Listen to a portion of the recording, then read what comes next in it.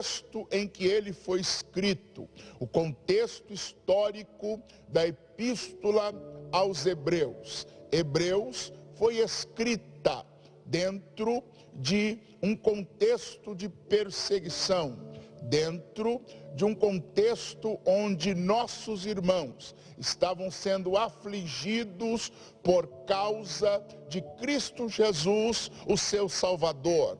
Hebreus vem como um antídoto para um tempo de luta, quando aquele povo estava sendo afrontado. Nossos irmãos amados estavam sendo muitas vezes tocados naquilo que tange a sua fé e esperança em Deus. Então, o Senhor Deus inspira a um dos seus servos a escrever esta epístola, e ela começa dizendo, no capítulo 1, versículo 1, havendo Deus antigamente falado muitas vezes e de muitas maneiras aos pais, pelos profetas, a nós falou-nos nesses últimos dias, pelo Filho, a quem constituiu herdeiro de tudo e por quem também fez o mundo. Aí está a grande razão e o grande assunto de toda a Bíblia e também da epístola aos Hebreus. Hebreus tem como tema principal a superioridade de Jesus Cristo. E este tema, este assunto vai sendo desenvolvido capítulo a capítulo, vai sendo mostrado a grandeza e a superioridade de Jesus Cristo. E nós, com muita alegria, podemos dizer que não há ninguém que seja maior do que o nosso Senhor e Salvador Jesus. Mas, olhando também para este capítulo de número 10, a partir do versículo de número 19, a epígrafe textual é exortação à perseverança na fé. E nós lemos aqui um texto no versículo 38, que exatamente este texto, mas o justo viverá da fé. Foi o texto que revolucionou a vida do grande reformador da época da igreja, ou da grande reforma protestante, que foi Martinho Lutero.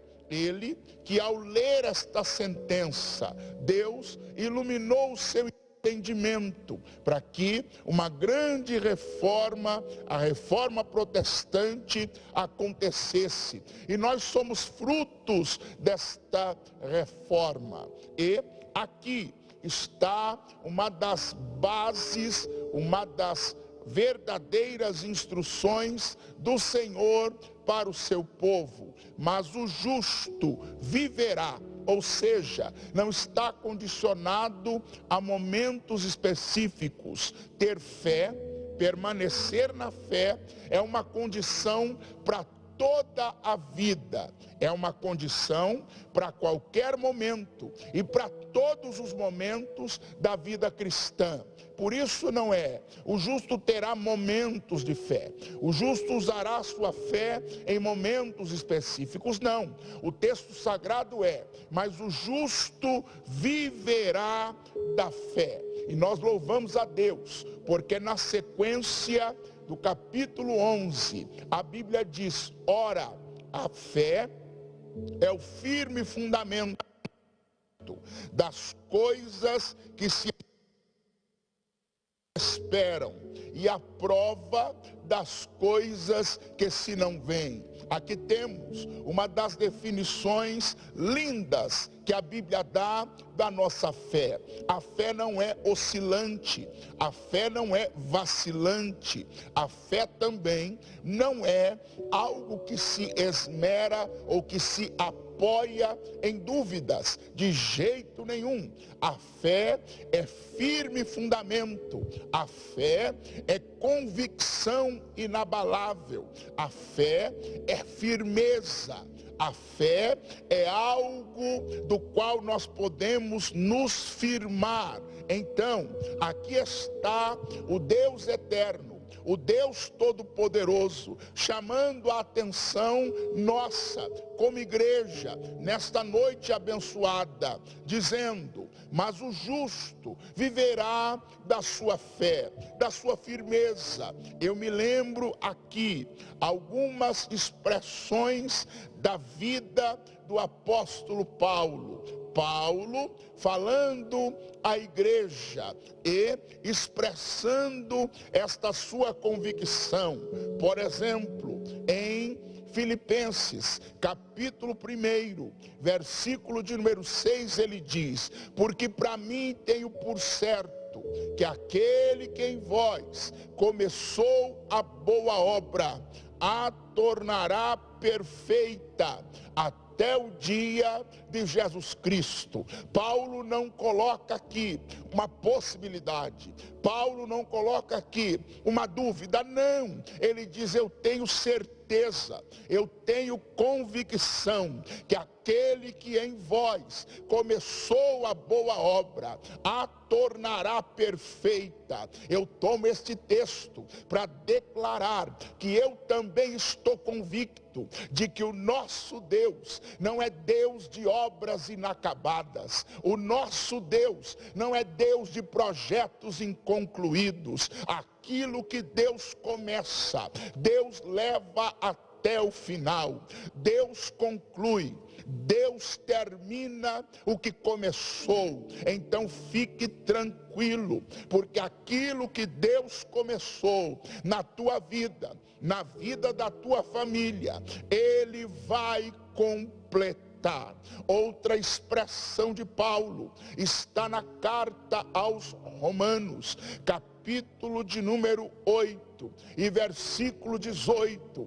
Paulo diz: porque para mim tenho por certo que as aflições deste tempo presente não são para comparar com a glória que em nós há de ser revelada.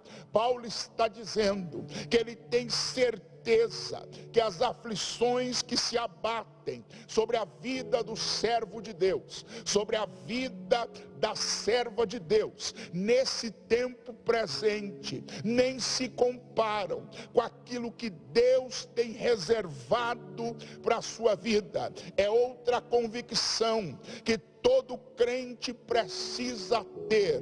O que Deus tem preparado para nós é maior e melhor do que qualquer circunstância que nos cerquem no presente, do que qualquer adversidade que nos cerquem no hoje. Deus tem algo maior e muito melhor preparado para nós. Ainda no capítulo 8 e versículo de número 36, Paulo diz: porque eu estou certo de que nem a morte, nem a vida, nem os anjos, nem os principados, nem poderes, nem altura, nem profundidade, nem alguma outra criatura nos poderá separar do grande amor de Deus que está em Cristo Jesus, o nosso Senhor.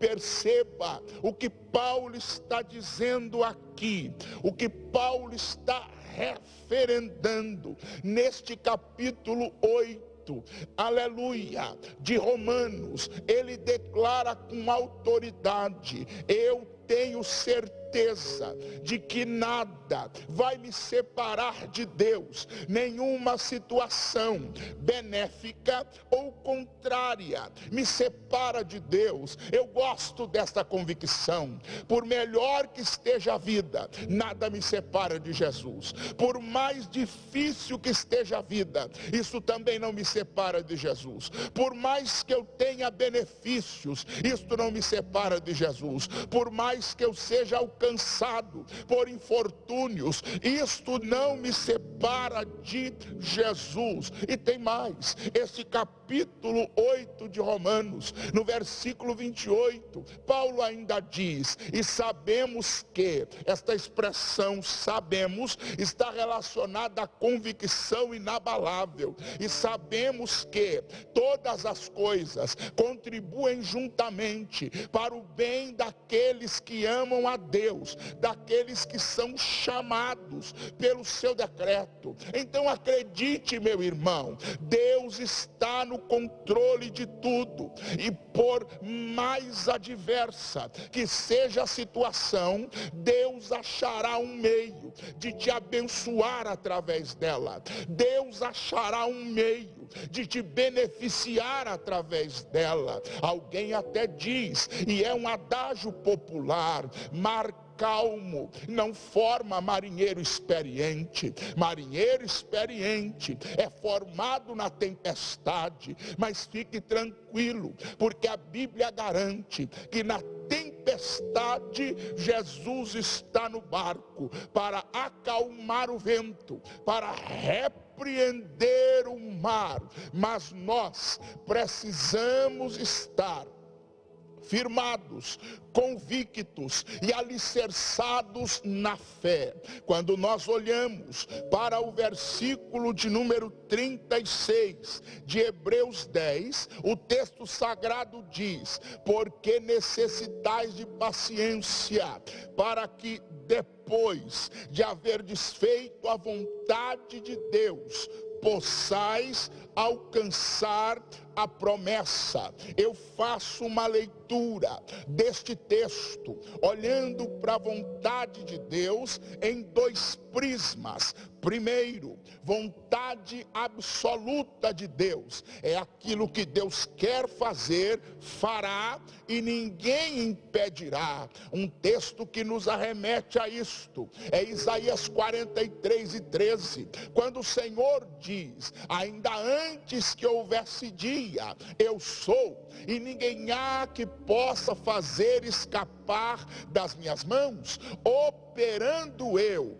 quem impedirá? Vontade absoluta de Deus. Mas nós também temos a vontade permissiva de Deus. É aquilo que Deus permite, é aquilo que Deus autoriza. A vontade permissiva de Deus, às vezes ela é circunstancial, ela é temporal, ela é para uma situação.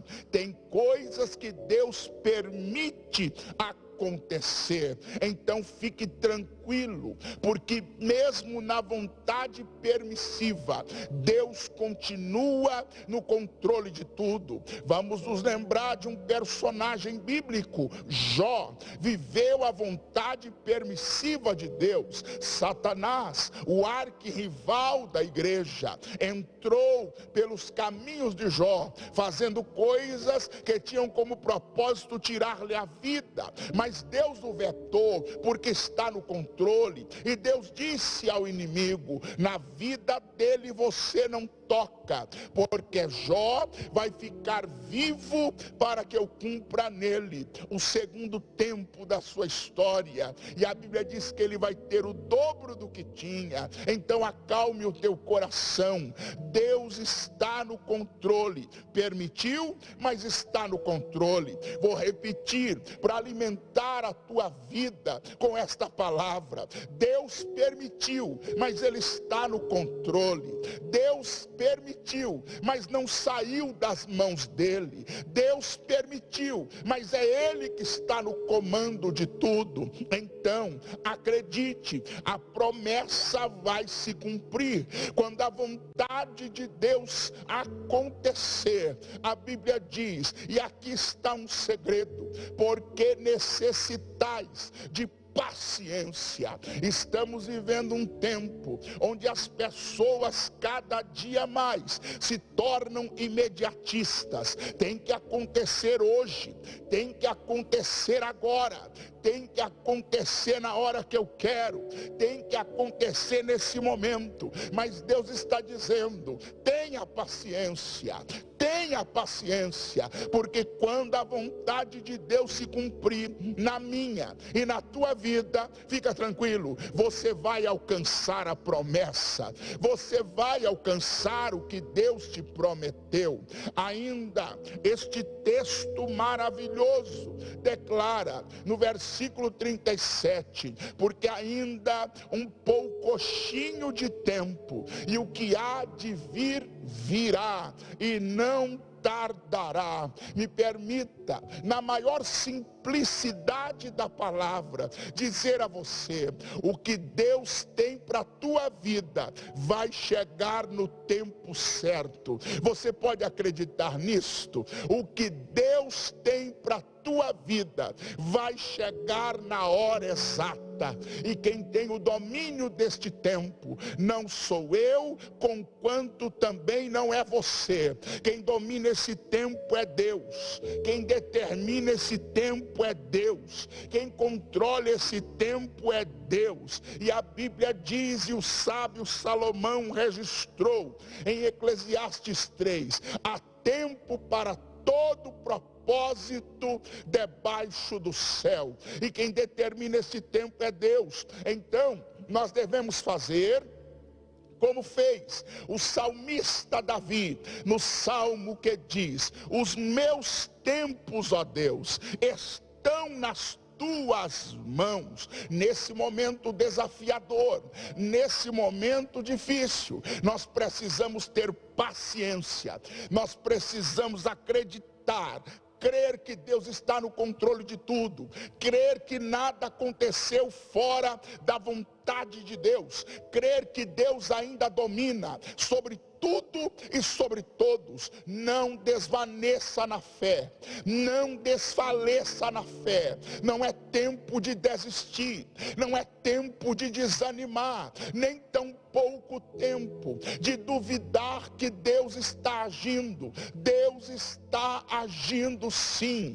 Há um texto que me chamou muito a atenção e eu quero lê-lo com você, no Salmo de número 112. A Bíblia Sagrada, de maneira muito extraordinária, de maneira muito poderosa, vai dizer a minha vida e a tua vida. Salmo de número 112, versos de número 6 e 7. A Bíblia Sagrada diz: na verdade, nunca será abalado, o justo ficará em memória eterna, não temerá maus rumores, o seu coração está firme, confiando no Senhor. Ainda a Nova Versão Internacional, esta tradução da Bíblia, neste mesmo verso 7, ela diz: o justo não temerá más notícias, mas seguirá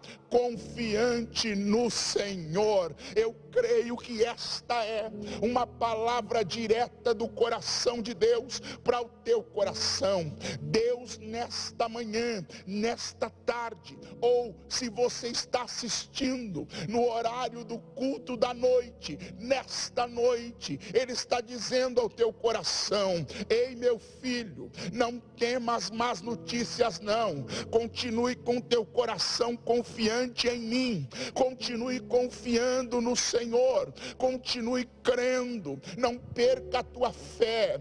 Paulo, escrevendo aos crentes da Galácia, em Gálatas capítulo 4, ele diz que Abraão, em esperança, creu contra a esperança. Nem sempre a fé obedece aos padrões lógicos, nem sempre a fé obedece aos padrões humanos. A fé é sobrenatural, a fé é uma dádiva divina para nós. A fé é algo que o próprio Deus implantou em nós, e o crer às vezes nos leva a olhar por um prisma diferente. Se Moisés não cresce, não tivesse fé, jamais entraria naquele mar. Se Daniel não cresce, não tivesse fé, jamais se subjugaria à condenação da cova. Se Ananias, Misael e Azarias não crescem, jamais afrontariam o rei, sob pena de serem lançados na fornalha. Sim, se a rainha Esther não cresce, jamais entraria na sala do trono, podendo ser morta. Mas a fé os impeliu a uma atitude que a racionalidade humana diria: como é que você vai entrar no mar, Moisés? Como é que você vai enfrentar a cova, Daniel? Como é que vocês vão descer a fornalha, Ananias, Misael e Azarias? Como é que você vai, rainha Esther, entrar na sala do trono sem ser convidada? Mas a fé os levou àquela atitude, e Moisés entrou no mar e saiu do outro lado dizendo: só o Senhor é Deus. Daniel passou uma noite na cova, mas na manhã seguinte ele pôde dizer: o meu Deus esteve comigo e me livrou. Sadraque, Mesaque e Abednego entraram na fornalha, mas o quarto homem estava com eles. A rainha Esther entrou na sala do trono e o rei estendeu o cetro para ela. Creia, quando nós usamos a fé, o sobrenatural acontece. Quando nós usamos a fé, o sobrenatural se manifesta. Sim, me lembro de Marcos, evangelista Marcos, capítulo de número 9. Versículo de número 23, o evangelista registra as palavras de nosso Senhor e Salvador Jesus Cristo, e a escrita de Marcos é esta: e respondeu-lhe Jesus e disse-lhe: se tu podes crer, tudo é possível ao que crê. Então nesta noite eu te convido a adorar a Deus, porque a fé rompe a barreira do impossível. A fé rompe a barreira das coisas naturais. A fé rompe a barreira daquilo que é humano. Então a palavra do nosso Deus, a palavra do eterno Senhor, a palavra do soberano, em Hebreus 10:38, continua nos convidando e dizendo: mas o justo viverá da fé, e se ele recuar, a minha alma não tem prazer nele. Ainda, aliado a esta verdade, nós temos o capítulo de número 11 da Epístola aos Hebreus, versículo 6, onde a Bíblia diz: ora, sem fé é impossível agradar-lhe, porque é necessário que aquele que se aproxima de Deus creia que ele existe e é galardoador daqueles que o buscam. Oh, amada igreja, povo querido de Deus, aleluia! Deus está dizendo para você: não deixe de crer, não pare de crer, não desista de crer,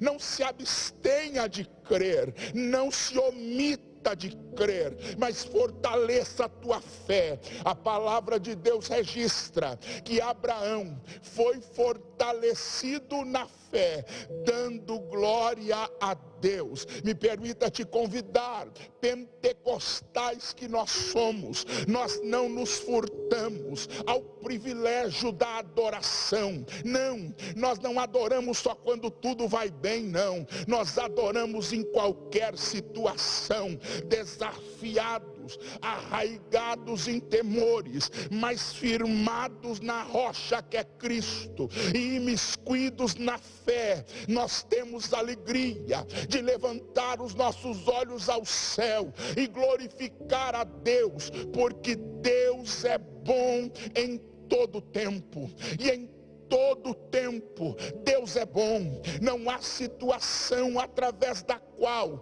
Deus não cuide de nós. E o escritor aos Hebreus, ele vai dizer ainda no versículo de número 39, nós, porém, não somos daqueles que se retiram para a perdição, mas daqueles que creem para a conservação da alma. Nós não somos daqueles que desfalecem, que negam a fé, que afundam. Não, nós somos daqueles que olham Jesus andando sobre as águas e podem dizer como Pedro: mestre, se és tu mesmo, manda-me ter contigo por cima das águas. Ei, aleluia, o mar ainda estava encapelado, o vento ainda estava soprando, as ondas ainda estavam agitadas, mas Pedro está andando sobre as águas. Como é? É por um mote de ilusionismo? Não, é porque ele ouviu uma palavra de Jesus: vem. Ele ouviu uma palavra do Senhor: vem. E pela fé, ele pisou fora do barco. Então, Deus nesta noite te convida, meu amado, te convida, minha irmã, permaneça na fé. O apóstolo Paulo, sim, o apóstolo Paulo, na sua epístola escrita, estando ele preso em Roma, nós do Ministério do Belém e da Igreja, que amamos Bíblia, sabemos que Paulo escreveu cartas estando preso. São chamadas de epístolas ou cartas da prisão. Escreveu a epístola aos Colossenses, escreveu também a carta a Filemon e escreveu a epístola aos Filipenses. E agora, quando ele escreve esta epístola, por certo, ele tem na sua memória o preço pago para que houvesse uma igreja em Filipos. A igreja em Filipos é fruto da segunda viagem missionária de Paulo, quando ele chega naquela cidade, após ter uma visão de noite, na qual um varão macedônico se apresenta a ele dizendo: passa a Macedônia e ajuda-nos. E, tomado por esta ordem, que ele entendeu ser uma ordem de Deus, ele sai até chegar a Filipos, e quando lá chega, começa a evangelizar. E nós temos 3 realidades registradas no capítulo 16 do livro dos Atos dos Apóstolos. A primeira é a conversão de Lídia, a vendedora de púrpura de Tiatira. Num culto de oração, ela entregou de vez sua vida ao Senhor Jesus. Depois, um ato da autoridade espiritual, aquela menina que era usada por um espírito maligno para adivinhar e dar lucro aos seus senhores. Paulo, cheio da unção do Espírito Santo, repreende aquele demônio e aquela potestade tem que sair. O terceiro fato é que Paulo e Silas vão presos, são colocados no cárcere interior, mas à meia-noite apanharam, mas não perderam a fé. Foram humilhados publicamente, mas não perderam a fé. Estão sentindo dores físicas, mas não perderam a fé. Estão num lugar inóspito, mas não perderam a fé. E diz a Bíblia que perto da meia-noite, Paulo e Silas cantavam louvores a Deus e se exercitavam na prática da oração. O que eles fizeram pela fé aqui na terra repercutiu no céu, e o céu se moveu. Aleluia! Eu quero mais uma vez te lembrar, meu irmão, eu quero mais uma vez te lembrar, minha irmã, que as atitudes de fé do povo de Deus aqui na terra repercutiu repercutem no céu, e o céu se move a favor de quem adora, o céu se move a favor de quem ora. Acontece um terremoto naquela prisão, e como fruto de tudo isto, nós temos Paulo evangelizando o carcereiro da cidade, que perguntou: que faço para ter vida eterna? E a resposta é esta: crê no Senhor Jesus Cristo e será salvo tu e toda a tua casa. E ali há uma conversão linda. Paulo é expulso da cidade, mas a igreja nasce ali, a igreja de Jesus Cristo na face da terra, vem vencendo as intempéries, vem vencendo as perseguições, vem vencendo os desafios, vem vencendo as dificuldades. Já faz muito tempo a igreja venceu a truculenta perseguição do Império Romano, a igreja venceu a truculência e intransigência da Inquisição, a igreja sobreviveu à noite de São Bartolomeu na França, a igreja venceu a imposição dos incrédulos, a igreja sobreviveu aos ataques do comunismo, a igreja venceu, aleluia, firmada e olhando para Jesus. Nós cantamos o hino da nossa harpa cristã, lindamente dizendo: pela fé que uma vez me foi dada para seguir o Cordeiro de Deus, pela graça de Deus enviada, andarei com valor para os céus. Quero andar de valor em valor e seguir a Jesus, o meu Senhor, até que um dia receba no céu a coroa que me dará Deus. Ei, que nesta noite a tua fé seja reavivada. Ei, que nesta noite o Senhor injete fé na tua vida. Quem sabe os teus olhos, permita-me assim simbolizar, estão como os olhos do moço de Eliseu. Só está vendo o que o inimigo está fazendo, só está vendo o cercar do adversário, só está vendo as dificuldades, mas que nesta noite o Espírito Santo abra teus olhos para você ver que acima das guerras humanas, acima das tramas dos homens, acima das situações da terra, está um Deus todo-poderoso chamado Senhor dos Exércitos, e que você possa dizer, como disseram aqueles personagens bíblicos: maior é o que estão conosco do que com eles. Com eles está o braço de carne, mas conosco está o braço do Senhor. Oh, aleluia! Oh, bendito seja para todo sempre o nome de Jesus. Exaltado seja Deus nas maiores alturas celestiais. Creia, creia, Deus está contigo, creia, a mão de Deus está sobre a sua vida. Glória a Jesus. Paulo então vê que a igreja floresce na cidade de Filipos, nasce, uma igreja se estabelece, e anos depois, estando ele em Roma, já no caminho do martírio, já prestes a ser sentenciado pelo maligno imperador de Roma, chamado Nero, Paulo vai escrever uma epístola a esta igreja. E nesta epístola, muitas coisas maravilhosas existem para nos orientar, mas para nós que estamos na fé,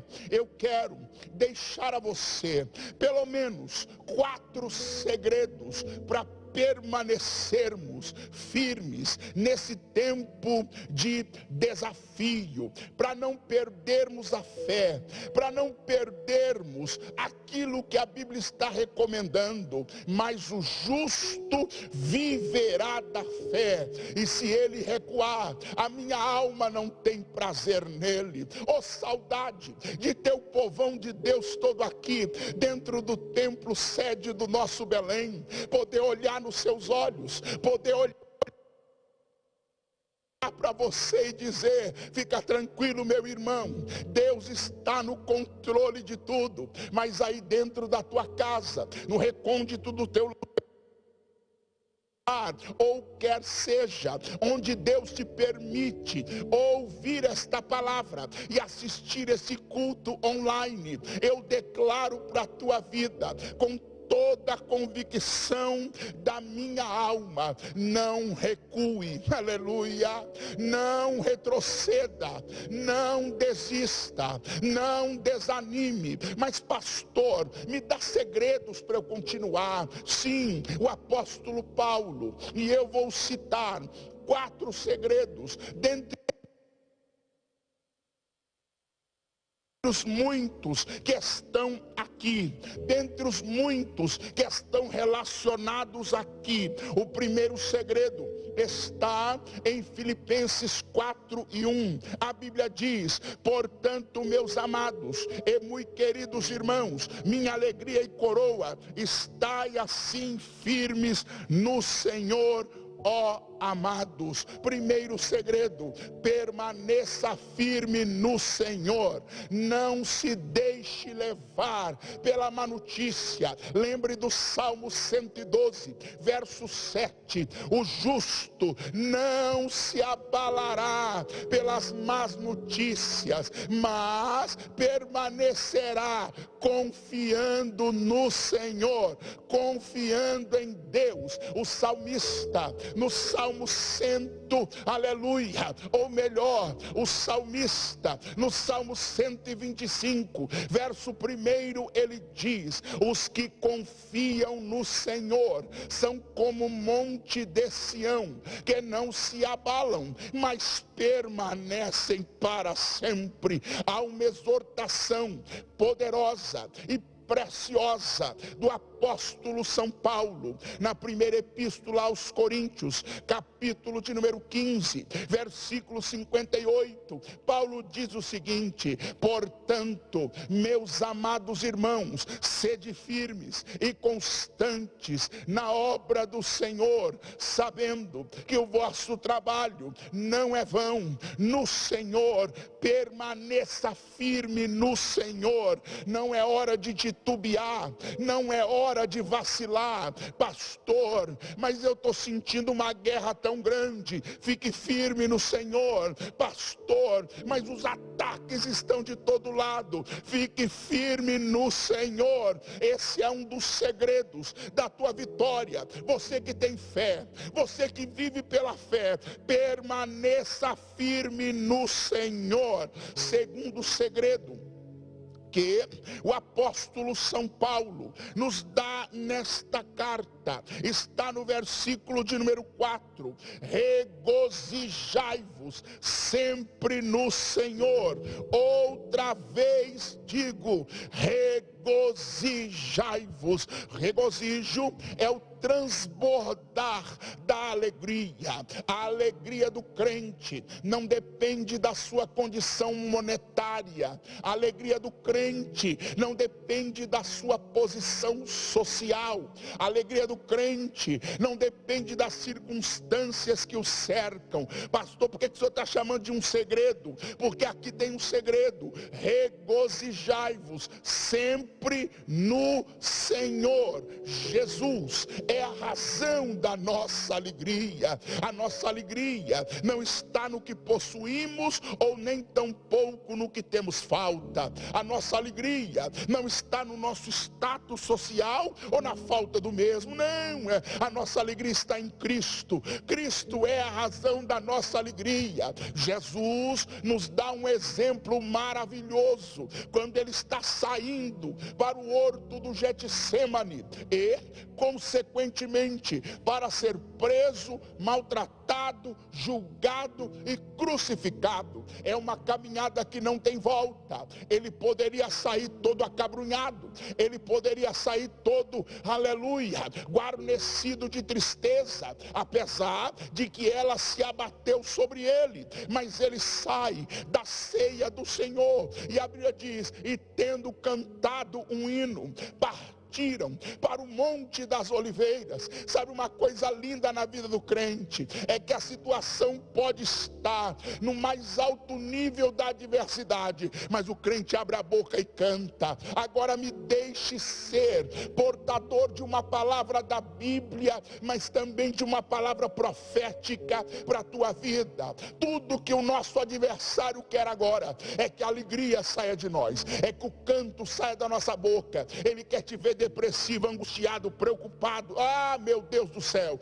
Mas nesta noite o Espírito Santo chega primeiro, dizendo para você: cante, cante, se alegre, regozija-te. É segredo, mas como é que eu vou me regozijar com tanta notícia ruim? Como é que eu vou me alegrar com tanta coisa difícil acontecendo? A tua alegria está no Senhor. O Senhor é a fonte da tua alegria. Vamos fazer como Neemias. A alegria do Senhor é a nossa força. Alegre-se, meu irmão, alegre-se, minha irmã. Quem sabe esses dias de reclusão social têm sido dias desafiadores para a tua vida. Quem sabe você já está enfadado de tanto ficar preso em casa, mas o Senhor manda te dizer: não deixa faltar alegria. Jesus foi ungido com óleo de alegria no meio dos seus irmãos.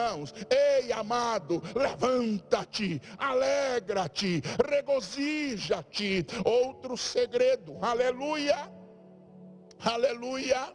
A Bíblia diz, no verso de número 6, não estejais inquietos por coisa alguma, antes as vossas petições sejam em tudo conhecidas diante de Deus, pela oração e súplica, com ação de graças. Qual é o segredo aqui, pastor? Não deixa a ansiedade te dominar. Vou repetir para você com toda a convicção do meu ser: não deixe a ansiedade te dominar. O que é ansiedade? Ansiedade é o sentimento de insegurança, de incerteza que daquilo que ainda vai acontecer. É a incerteza do amanhã, é a incerteza do futuro, que traz uma angústia, que traz um aperto. Mas nesta tarde, nesta noite, nesse momento em que o Espírito de Deus te alcançou, aí onde você está, recebendo esse culto ao vivo, Deus manda te dizer: não deixe que a ansiedade domine o teu ser. Mas, pastor, qual é o segredo? O segredo é orar. A Bíblia diz: antes sejam as vossas petições em tudo conhecidas diante de Deus pela oração e súplica, com ação de graça. Tenha certeza, a oração neste momento é a grande arma da igreja. Não deixe a ansiedade tomar, não, meu irmão. Ei, 1 Pedro 5:7, a Bíblia diz: lançando sobre ele, Jesus, toda a vossa ansiedade, porque ele tem cuidado de vós. Aleluia! Oh, bendito seja o nome do Senhor. Tem alguém cuidando de você. Ei, foi ele quem disse no grande sermão da montanha, no capítulo 6 do Evangelho de Mateus, ele diz: não andeis ansiosos pelo que haveis de comer, pelo que haveis de beber, pelo que haveis de vestir. É nesse momento que nós temos que firmar a nossa fé nas palavras de Jesus. Ei, amado, podemos ser informados pelas notícias, mas o que guia a nossa vida é a fé fé que nós temos na palavra de Deus. A palavra de Deus declara que o leão passa fome, o filho do leão tem necessidade, mas aquele que espera em Deus não tem falta de nada. Mais do que nunca eu estou sentindo a presença de Deus aqui. Ore machanda labacanda lamarras, ore camanta lamassude cantaramanai. Mais do que nunca, queridos, mais do que nunca, amados, é hora de nós, aleluia, efetivarmos a nossa fé no que a palavra de Deus ensina. Ei, eu creio que não tenho que estar ansioso, tenho que ter responsabilidade, tenho que ter organização da minha vida, tenho que ter consciência do momento que estou vivendo, mas acima disso, tenho que crer, tem um Deus cuidando de mim, tem um Deus cuidando de você. O nome dele é Jeová Jiré, Deus de provisão, Deus de providência. Quando ninguém pode fazer nada, ele pode. Quando ninguém tem recurso, ele tem. Quando ninguém tem saída, ele mostra. Quando ninguém pode te levantar, ele te levanta. Quando ninguém pode te ajudar, ele te ajuda. Quando ninguém pode resolver, ele resolve. Quando ninguém pode, aleluia, nesta terra mostrar um caminho seguro, ele diz: confia em mim, eu sou o caminho seguro. Deus está cuidando de você. Eu vou repetir, creia, Deus está cuidando de você. Jesus não tem dificuldade, irmão. Ele alimentou Israel no deserto, ele alimentou o povo na multiplicação do pão. Fica tranquilo, ele é o mesmo ontem, hoje e eternamente. Glória a Deus.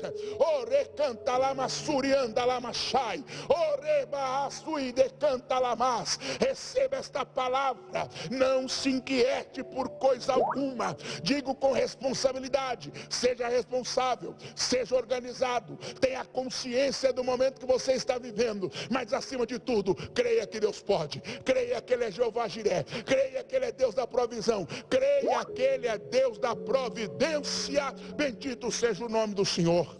Aleluia. Como não sentir a presença de Deus? Como não adorar esse Deus tão grande? Como não exaltar esse Deus tão tremendo?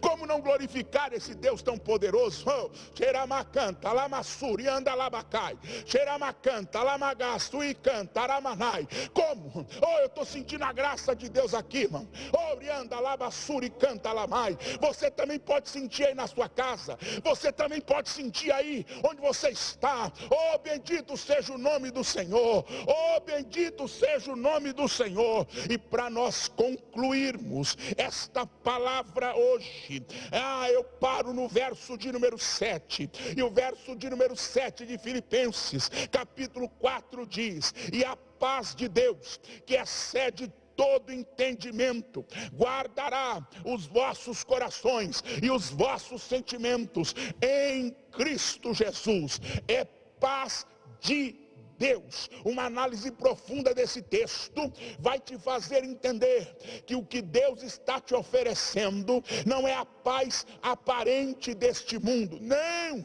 é a paz que o próprio Deus tem. E me permita, ouça-me primeiro e depois tire suas conclusões. Você acha que Deus está no trono, puxando seus cabelos, preocupados com o que vai acontecer? Você acha que Deus está, aleluia, me permita esta locubração de palavra, você acha que Deus está com um tablet na mão, procurando no Google uma saída para a situação? Você acha que Deus está mandando o WhatsApp para anjo, arcanjo e serafim, perguntando o que é que a gente faz agora? Você acha que Deus está todo inquieto no trono, perguntando para Jesus: e agora? Saiu do controle, atingiu o mundo inteiro, o que é que vai acontecer? Não, não, não. Deus está no controle, e quem está no controle tem paz. E o que Deus está dizendo para você é esta: a mesma paz que Deus tem, você pode ter. Prova na Bíblia Jesus, prova na Bíblia Galvão, provam, provo. A Bíblia diz em João, capítulo 14, e versículos 26, 27, Jesus disse: deixo-vos a paz, a minha paz vos dou, não se perturbe o vosso coração, nem se atemorize. Que isso, meu filho? Ficar desesperado nada. Que isso, minha irmã? Ficar, aleluia, com esta angústia, parece que está do tamanho do mundo, nada. Receba paz. O teu Deus é o príncipe da paz, e ele diz: a paz de Deus, que excede o entendimento. Pastor, não dá para entender, a coisa está apertada, eu sou consciente da realidade, mas quando eu entro na presença de Deus, pastor, eu sinto paz. É para sentir mesmo, filho, é para sentir mesmo, filha. Ei, pode cair 1000 ao nosso lado, 10.000 à nossa direita, a gente não quer que ninguém caia, mas a promessa é esta: pode cair 1000 ao nosso lado, 10.000 à nossa direita, mas tem um Deus que vai te sustentar de pé. Uramacanta lá, machurianda lá, macai. E a paz de Deus, eu amo esse texto, eu amo essa palavra. E a paz de Deus, que excede, veja, não é paz no plural, é no singular. Paz, plena paz. E a paz de Deus, que excede todo entendimento, guardará os vossos corações e os vossos sentimentos em Cristo Jesus. Oh glória! Quem tem fé em Deus, quem vive pela fé, desfruta desta paz. Paz não é ausência de problemas, não. Eu não estou falando de uma utopia, eu não estou falando de um engano, onde você não tem a convicção do que está acontecendo, não. Termino esta palavra, oh glória a Deus, dizendo ao teu coração: esta paz vai guardar, porque esta paz é real, esta paz é verdadeira, esta paz é poderosa, e ela guarda. O texto tem o sentido de Deus montar uma soldadesca. O texto está escrito num contexto de linguagem militar. É como se Deus montasse uma soldadesca, colocasse do teu lado para você ter paz. Eu quero declarar: a paz de Deus está te guardando da depressão. Termino esta noite. Os prognosticadores, entendidos, médicos, psicólogos, psiquiatras estão dizendo que após este momento que o mundo está vivendo, haverá um acúmulo de depressão como nunca se viu na terra. O prognóstico de depressão é assustador, mas eu quero me posicionar no altar da casa de Deus, olhando firme para a tua vida que está recebendo esta palavra e declarando: você não vai ter depressão, você vai ter paz de Deus. Oramacanta, alabassurianda, alabacai. Não estou dizendo meramente por uma conjugação de palavras religiosas, não. Eu estou falando o que a Bíblia fala, e o que a Bíblia fala é vivo, o que a Bíblia fala é eficaz. Repito, o que a Bíblia fala é vivo, o que a Bíblia fala é eficaz. A depressão não vai te pegar, porque você tem paz de Deus, paz que excede o entendimento. Você não vai ficar doido, você não vai bater cabeça, você não vai entrar em parafuso, você não vai se desesperar, porque a paz de Deus é o árbitro da tua alma. Aleluia! Então tome posse desses segredos, tome posse desta palavra, receba esses ensinamentos, e que Deus, o Deus do céu, possa colocar na tua boca um cântico novo, e que você hoje cante aí na sua casa, cante aí com tua família, o hino de número 3 da nossa gloriosa harpa cristã: plena paz e santo gozo tenho em ti, ó meu Jesus, pois eu criei em sua morte sobre a cruz. No Senhor só confiando, neste mundo viverei, entoando aleluias ao meu Rei. Oh glória, meu Jesus, pois é digno de louvor, é meu Rei, é meu Senhor, é meu pastor e meu Senhor. Com os anjos que o louvam, eu também o louvarei, entoando aleluias ao meu Rei. Vamos ficar firmes no Senhor, vamos nos alegrar no Senhor, vamos vencer a ansiedade e vamos desfrutar da paz de Deus que excede todo entendimento. Por quê, pastor? Porque o justo vive da fé. Aleluia. Oramagachandalabacandalabás, oramacantalamassuriandalabás. Aleluia. Deixa eu fazer uma oração por você, pelos teus entes queridos, por vocês que estão aí reunidos, recebendo esta palavra, recebendo este culto. Estou sentindo a graça de Deus.